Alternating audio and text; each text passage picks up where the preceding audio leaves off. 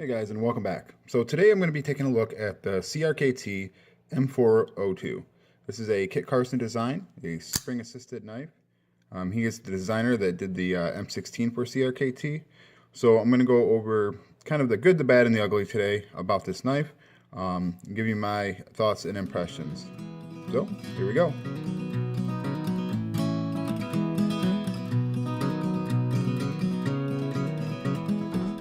Alright, so this is a knife I've had for a while, and I never really carried it too much, but I decided I wanted to start carrying it to see what I actually thought of it. First we'll go over some of the basic specs, and then we'll get into my thoughts and opinions on the knife. You're getting a 3.25 inch blade made of 8 CR13 MOV, opens via dual thumb studs. It is a liner lock, spring assisted of course.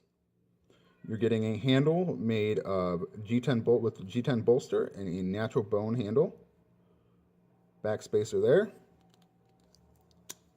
Your pocket clip is going to be a steel pocket clip that is going to be right hand tip down carry. So those are your basic specs, and it does come in at about 3.3 ounces. That's off of Blade HQ. Actually, it kind of feels a little bit heavier, but I'm going to go with what they say. Their weights are usually pretty on. So those are the basic specs of this knife. Let's get into some of my thoughts and impressions. So first things first, let's start out with the good. I think this is a handsome knife. I love this G10 bolster with this bone handle. Kind of going over some of the reviews online, there were some apparently some quality control issues with the fit and finish with this bone. I understand that it's a natural bone, so there may be blemishes and flaws in it, but mine seems to, let me see if I can get this focus. Mine seems to be done pretty well. I don't notice any issues. The only thing I noticed was a little, right there, that little bit of a chip there. But like I said, I know that this is bone, so it's going to have natural flaws, but they did a good job on this one. Overall fit and finish is good. There's no, not a lot of gapping. Everything lines up really nice. It functions appropriately. It's got a little bit of a kick for the spring assisted. And as I stated, it's not normally my thing, but it's okay. I can live with it. Deployment is a little bit of a resistance there, but once you get past that first little just kind of half push, it flies right open. So the spring assist does work.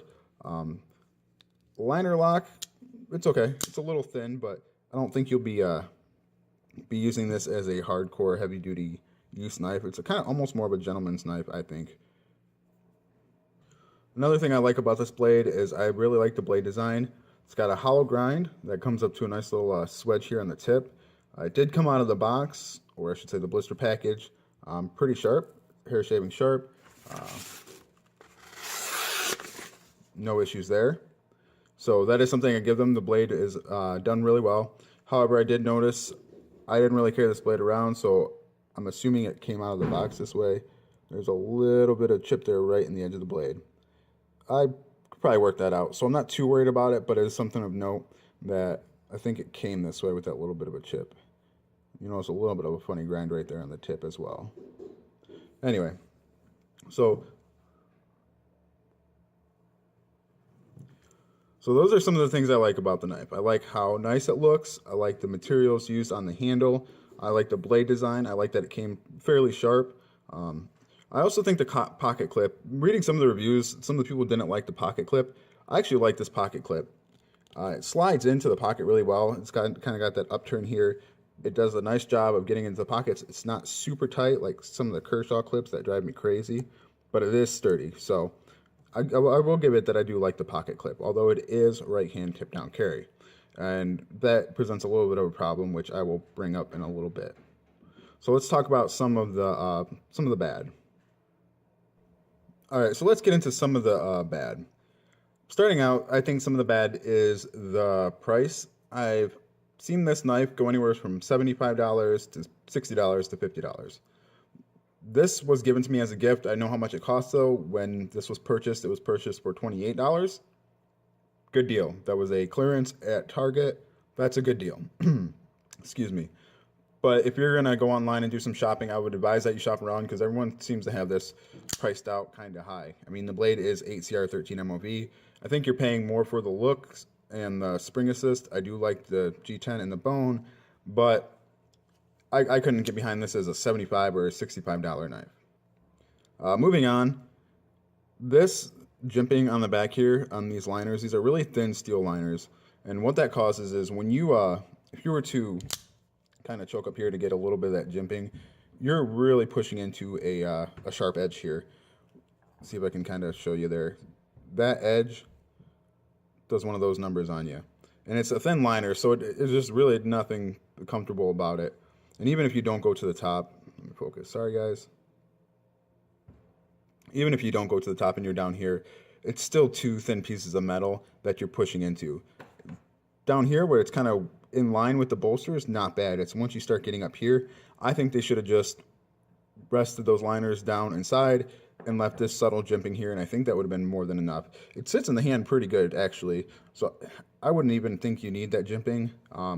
Here it's not bad where it's nestled in on the liner, but up here I don't like that. It kind of causes that bit of a hot spot.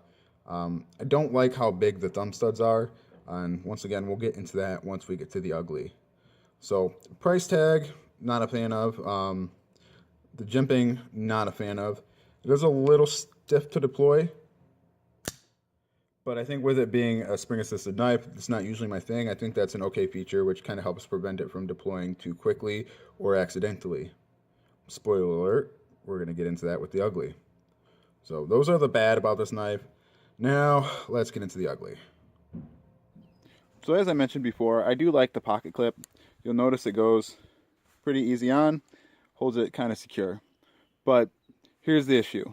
If I'm not paying attention and I'm just trying to slide this into my pocket very quickly, right here, that thumb stud catches. If I'm not paying attention and I leave it like that, or even if I push down really hard,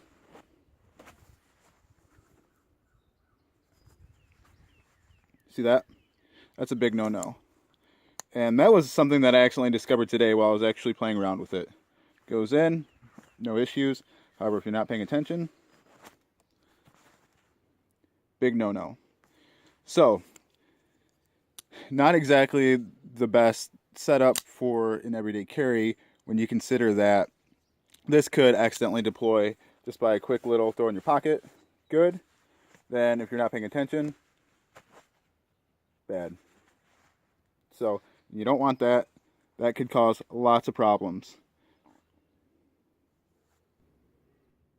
So as you saw, that was kind of a fatal flaw in the design of this knife. Those three things came together to create a potentially dangerous situation. There's a few ways they could have avoided that. They could have made it a single thumb stud. I mean, it's not like you can switch the pocket clip anyway, and then you wouldn't be running that risk. So if they would have made that smaller or just made it a single thumb stud, that wouldn't have been an issue.